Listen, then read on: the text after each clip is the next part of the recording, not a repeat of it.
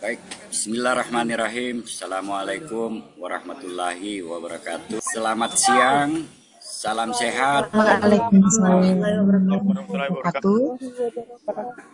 Hari ini kita akan mendengarkan paparan PPT dari kelompok 3. Untuk melaksanakan perkuliahan ini, saya serahkan ke moderator Saudari Nurfikawati untuk memimpin jalannya perkuliahan ini hingga selesai. Waktu dan tempat saya silahkan. Terima kasih kepada Bapak dosen. Saya akan membuka untuk makalah ini. Assalamualaikum warahmatullahi wabarakatuh. Waalaikumsalam warahmatullahi wabarakatuh. Selamat siang teman-teman semua. Yang terhormat Bapak pengampu mata kuliah hari ini, Prof. Dr. Didi Takdir Syaifuddin SMS. Puji syukur marilah kita panjatkan atas kehadiran Tuhan Yang Maha Esa, karena atas rahmatnya kita dapat mengikuti kegiatan diskusi hari ini dengan topik studi evolusi teori pengadilan manajemen.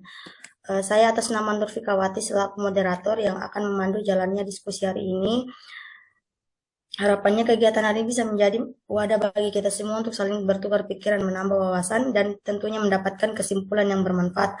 Untuk mengefisienkan waktu, mungkin kita langsung saja memulainya. Untuk kelompok yang membawakan materi tersebut, saya persilakan.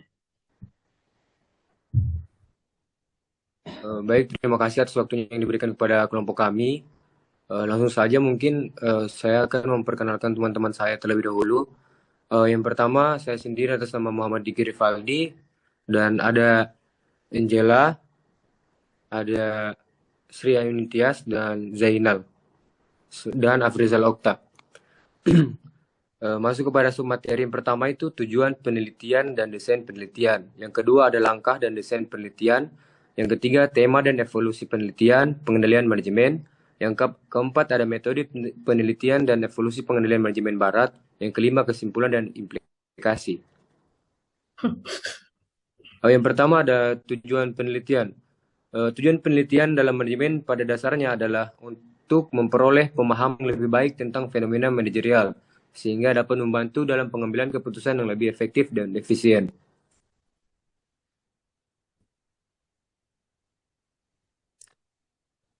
Desain penelitian adalah kerangka atau rencana yang digunakan untuk mengumpulkan dan menganalisis data dengan tujuan menjawab pertanyaan penelitian.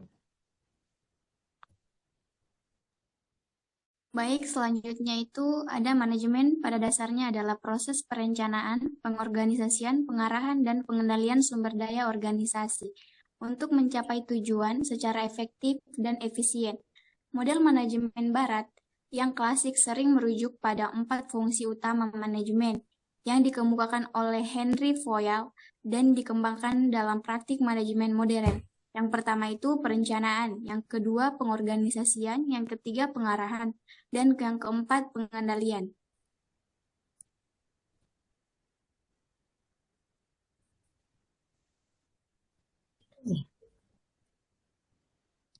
Nah, ada desain penelitian adalah kerangka kerja atau rencana sistematis untuk mengumpulkan data dan menganalisis data guna menjawab pertanyaan penelitian.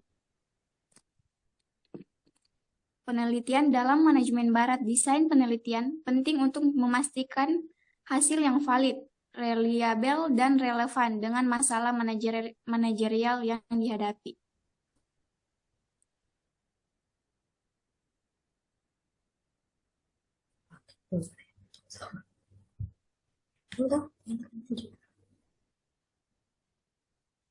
Baik, saya akan membacakan poin selanjutnya, yaitu tema penelitian pengendalian manajemen. Pengendalian manajemen adalah suatu proses yang digunakan oleh organisasi yang slide 3 tadi, yang tema pengendalian manajemen. Baik, saya baca ulang. Pengendalian manajemen adalah suatu proses yang digunakan oleh organisasi untuk memastikan bahwa kegiatan yang dilakukan sesuai dengan rencana dan tujuan organisasi tercapai secara efektif dan efisien. Penelitian dalam bidang pengendalian manajemen mengangkat beberapa tema utama yang fokus pada bagaimana sistem pengendalian dirancang, diimplementasikan, dan dievaluasi. Slide selanjutnya.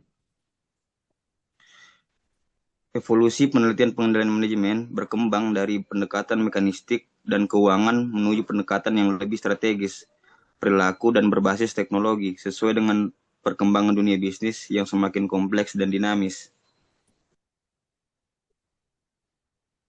Baik, selanjutnya metode penelitian. Metode penelitian dalam pengendalian manajemen barat mencakup teknik dan prosedur yang digunakan untuk mengumpulkan, menganalisis, dan menginterpretasi data guna memahami bagaimana sistem pengendalian manajemen dirancang, diimplementasikan, dan dievaluasi. Tadi dan siap berkembang menjadi pendekatan yang lebih holistik, strategis, dan berbasis teknologi, sesuai dengan perkembangan kebutuhan organisasi dan lingkungan bisnis yang dinamis. Yang kesimpulan dan implikasi pengendalian manajemen barat menekankan pentingnya sistem pengendalian yang menyeluruh, terintegrasi dengan strategi, adaptif terhadap perubahan, dan didukung oleh teknologi serta sumber daya manusia yang aplikasi praktisnya. Organisasi harus terus mengembangkan sistem pengendalian yang tidak hanya efektif dalam pengawasan, tapi juga dalam mendorong kinerja dan inovasi. Itulah tadi pemaparan materi dari kelompok saya. Jika ada teman-teman yang ingin mengajukan pertanyaan, saya persilakan kepada teman-teman kelompok lain. Oke, itulah tadi pemaparan materi dari studi evolusi teori pengadilan manajemen. Untuk teman-teman semua yang hadir dalam diskusi hari ini, saya persilakan untuk mengajukan pertanyaan kepada kelompok yang membawakan materi tersebut. Untuk teman-teman semua yang mau mengajukan pertanyaan kepada kelompok 3, persilakan. Saya atas nama Ayu Niken dari kelompok 7 akan bertanya kepada kelompok 3. Soalnya itu, menurut pandangan kelompok kalian, teori pengendalian manajemen mana yang paling relevan diterapkan pada organisasi masa kini? Jelaskan alasannya. Baik, terima kasih atas pertanyaan dari Saudari Ayu Niken. Mungkin saya akan langsung menjawab pertanyaan dari saudari. Saya orang bertanya, menurut pandangan kelompok kalian, teori pengendalian manajemen mana yang paling relevan diterapkan pada organisasi masa kini? Jelaskan alasannya. Menurut kelompok kami, teori pengendalian manajemen yang paling relevan diterapkan pada organisasi masa kini adalah teori kontingensi, di mana teori ini, yang pertama itu, yang mendukung relevansi teori ini, yang pertama fleksibilitas dan adaptabilitas. Teori kontingensi mengakui bahwa setiap organisasi memiliki karakteristik dan situasi yang unik. Dengan demikian, sistem pengendalian manajemen dapat disesuaikan dengan kebutuhan spesifik organisasi, membuatnya lebih fleksibel dan adaptif dalam menghadapi perubahan lingkungan. Yang kedua itu pengakuan terhadap ketidakpastian. Teori kontingensi mempertimbangkan ketidakpastian dan kompleksitas lingkungan eksternal yang dihadapi organisasi. Dengan memahami faktor-faktor kontingensi seperti ketidakpastian tugas dan lingkungan, organisasi dapat merancang sistem pengendalian yang lebih efektif. Yang poin ketiga, teori ini menekankan pentingnya mencapai hasil yang diinginkan organisasi. Dengan mempertimbangkan variabel-variabel kontingensi yang relevan, organisasi dapat merancang sistem pengendalian yang efektif untuk mencapai tujuan masing-masing organisasi. Yang poin keempat, pengintegrasian dengan strategi organisasi. Teori kontingensi memungkinkan pengintegrasian sistem pengendalian dengan strategi organisasi. Dengan demikian, organisasi dapat memastikan bahwa sistem pengendalian yang diterapkan selaras dengan tujuan dan strategi organisasi. Kesimpulannya dari teori ini, dengan menerapkan teori kontingensi, organisasi dapat meningkatkan efektivitas sistem pengendalian manajemen dan mencapai tujuan yang diinginkan dengan mempertimbangkan saran-saran dan hasil dari pengamatan pihak eksternal dan internal perusahaan. Jadi dalam hal ini, teori ini sangat dibutuhkan untuk masa kini karena beberapa tadi poin yang saya jelaskan seperti fleksibilitas dan adaptivitas, dia itu lebih mengedepankan dari kemajuan teknologi, SDM yang lebih unggul. Jadi teori ini sangat cocok pada tren masa kini atau pada penerapan masa kini. Sekian, terima kasih. Bagaimana untuk saudari? Baik, terima kasih atas jawaban dari Muhammad Diki Rivaldi. Jawabannya sudah bagus, saya terima. Terima kasih atas tanggapannya. Oke, untuk Saudari Mika Damayanti untuk membacakan soalnya. Baik, bismillahirrahmanirrahim. Assalamualaikum warahmatullahi wabarakatuh. Waalaikumsalam warahmatullahi wabarakatuh. Pertanyaan saya, dalam materi kalian kan menyebutkan manajemen dilakukan untuk mencapai tujuan secara efektif dan efisien. Apa perbedaan mendasar antara kedua konsep ini dalam konteks manajemen sumber daya? Bisakah suatu proses manajemen dianggap berhasil jika hasilnya efisien tetapi tidak efektif atau sebaliknya? Terima kasih. Baik, saya akan menjawab pertanyaan dari Mika Damayanti. Perbedaan mendasar antara efektivitas dan efisiensi dalam konteks manajemen sumber daya terletak pada fokus hasil yang dicapai, seperti efektivitas, berarti sejauh mana tujuan organisasi berhasil dicapai. Artinya, kegiatan manajemen dikatakan efektif jika hasil akhir sesuai dengan target yang telah ditetapkan, tanpa terlalu memperhitungkan berapa banyak sumber daya yang digunakan. Nah, yang efisiensi itu berarti bagaimana cara organisasi mencapai tujuan tersebut dengan penggunaan sumber daya yang minimal seperti waktu, biaya, dan tenaga. Jadi efisien menekan pada cara kerja yang hemat dan produktif. Contoh sederhananya itu, jika sebuah tim berhasil mencapai target penjualan tepat waktu, tetapi dengan biaya yang besar, maka tim tersebut efektif tetapi tidak efisien. Sebaliknya, jika tim dapat menekan biaya dan waktu kerja, tetapi gagal mencapai target penjualan, maka efisien tetapi tidak efektif. Nah, dalam mencapai sumber daya, tujuan idealnya adalah mencapai keseimbangan antara efektivitas dan efisiensi. Artinya, tujuan tercapai dan sumber daya digunakan secara optimal. Nah, kita dapat simpulkan itu suatu proses manajemen tidak dapat dianggap sepenuhnya berhasil jika hanya efisien tetapi tidak efektif. Atau sebaliknya, keberhasilan manajemen yang sesungguhnya tercapai ketika organisasi efektif dalam mencapai tujuan sekaligus efisien dalam memanfaatkan sumber daya. Terima kasih, itu saja dari jawaban saya kembalikan ke moderator. Oke, untuk Mika Damayanti, mungkin ada... Jawabannya saya terima. Terima kasih. Oke, terima kasih. Untuk Pipin Oktaviani, dipersilakan membacakan soalnya. Baik, Assalamualaikum warahmatullahi wabarakatuh. Waalaikumsalam warahmatullahi wabarakatuh. Pertanyaan saya itu, apakah teori pengendalian manajemen barat masih relevan untuk diterapkan di era ekonomi digital saat ini?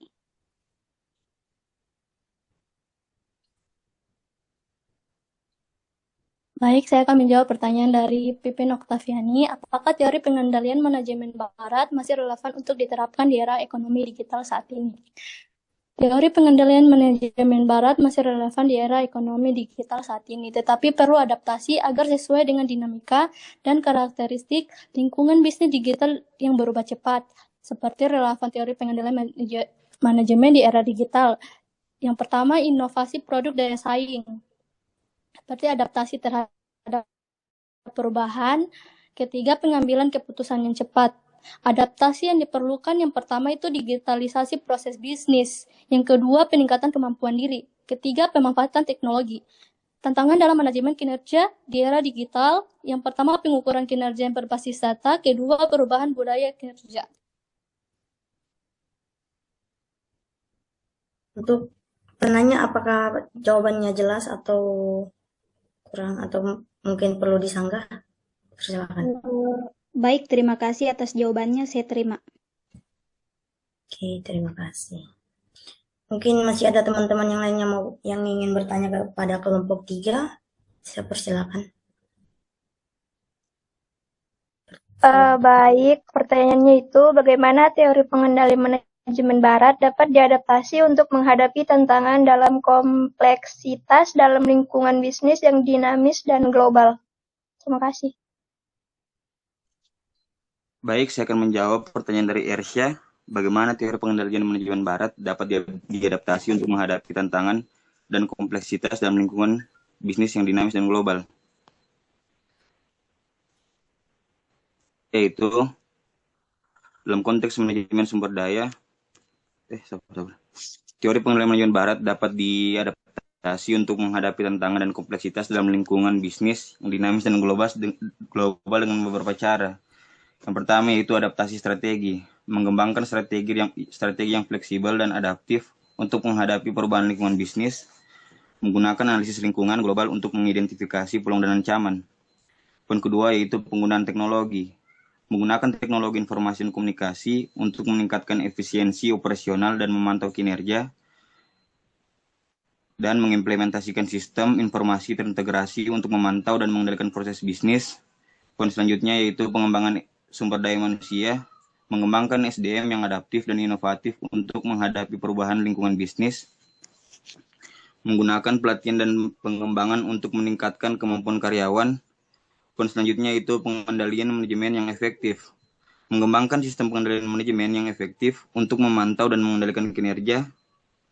Poin selanjutnya yaitu kolaborasi dan kemitraan, mengembangkan kolaborasi dan kemitraan dengan perusahaan lain untuk meningkatkan efisiensi dan inovasi, dan menggunakan aliansi strategis untuk meningkatkan akses ke pasar dan sumber daya. Baik, itu jawaban dari saya kembalikan ke moderator. Oke, untuk penanya apakah jelas jawaban dari kelompok 3? Baik, terima kasih. Jawabannya sudah jelas. Terima kasih. Mungkin teman-teman semua masih ada yang mau bertanya lagi?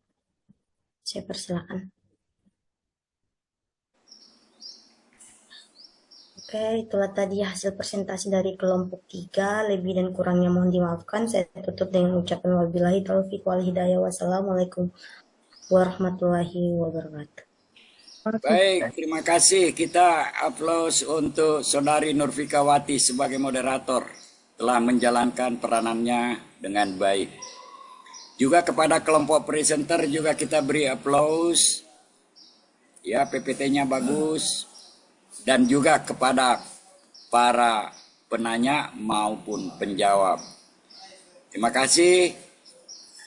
Sekian dan Assalamualaikum warahmatullahi wabarakatuh. Waalaikumsalam.